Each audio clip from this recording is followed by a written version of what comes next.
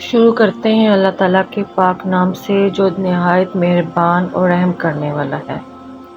آج میں آپ کو سورہ فاتحہ کی فضیلت، اہمیت اور اس کے ثواب کے بارے میں بتاؤں گی کہ حضرت سیدنا ابو ہریرہ رضی اللہ عنہ فرماتے ہیں کہ میں نے سید المبلغین رحمۃ للعالمین صلی اللہ علیہ وآلہ وسلم کا فرماتے سنا کہ اللہ عز و جل فرماتا ہے کہ میں نے کی رات کو اپنے اور اپنے بندوں کے درمیان دو حصوں میں تقسیم کر دیا ہے اور میرے بندے کے لیے وہی ہے جو وہ مانگے۔ ایک روایت میں ہے کہ اس میں سے آدھی کی رات میرے لیے ہے اور آدھی میرے بندے کے لیے ہے۔ جب بندہ الحمدللہ رب العالمین کہتا ہے تو اللہ عز و جل فرماتا ہے کہ میرے بندے نے میری ثنا بیان کی۔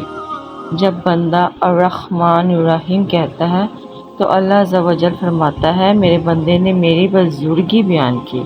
جب بندہ ایاک نعبد و ایاک نستعین کہتا ہے تو اللہ عز و جل فرماتا ہے یہ میرے اور میرے بندے کے درمیان ہے اور میرے بندے کے لیے وہی ہے جو وہ مجھ سے مانگے۔ جب وہ اہدنا الصراط المستقیم صراط الذین انعمت علیہم غیر المغضوب علیہم ولا الضالین کہتا ہے تو اللہ عز و جل فرماتا ہے یہ میرے بندے کے لیے ہے اور میرا بندہ جو مانگے اس کے لیے وہی ہے۔ سورہ فاتحہ کی بہت فضیلت ہے۔ حضرت انس رضی اللہ تعالیٰ عنہ فرماتے ہیں کہ ایک مرتبہ نبی پاک صلی اللہ علیہ وآلہ وسلم سفر کے دوران ایک جگہ اپنی سواری سے اترے تو قریب ہی ایک اور شخص بھی سواری سے اتر گیا۔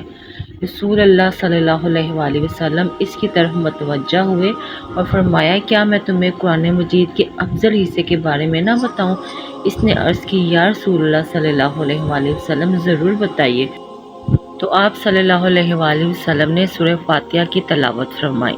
سبحان اللہ۔ سورہ فاتحہ بہت کامیاب بہترین قرآنی وظیفہ ہے۔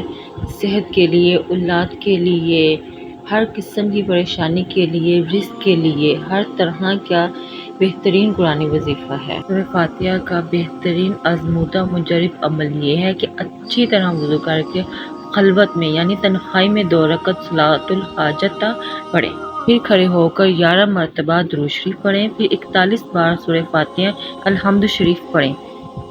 اس صورت سے پڑھیں کہ پہلے ہر مرتبہ بسم اللہ الرحمن الرحیم پڑھیں، پھر دوبارہ بسم اللہ الرحمن الرحیم اس طریقے سے پڑھیں کہ الرحیم کی میم کو الحمد کے لام سے ملا دیں۔ رحیم الحمدللہ اس طریقے سے 41 مرتبہ سورہ فاتحہ پڑھ کر سجدے میں چلے جائیں اور اپنی مشکلات کے حل کے لیے دعا کریں۔ اپنے مقصد کے لیے، کسی بھی قسم کی پریشانی کے لیے اللہ تعالیٰ سے صدقے دل سے دعا کریں اور اس چیز پر یقین رکھیں کہ اللہ تعالیٰ آپ کی مشکلات کو، آپ کی پریشانی کو دور فرمائے گا اور آپ کے ہر مقصد کو پورا کرے گا۔ انشاءاللہ ضرور دعا قبول ہوگی۔ اس یقین کے ساتھ دعا مانگنی ہے کہ اللہ تعالیٰ آپ کی ہر حاجت کو قبول فرمائیں گے۔ اس عمل میں 82 بار بسم اللہ الرحمن الرحیم پڑھی جائے گی اور 41 بار سورہ فاتحہ پڑھی جائے گی۔ نیز یہ عمل آپ فجر کی سنتوں اور فرضوں کے درمیان 41 بار سورہ فاتحہ پڑھ کر بھی کر سکتے ہیں۔ اس طرح پڑھنا بھی بہت مفید ہے۔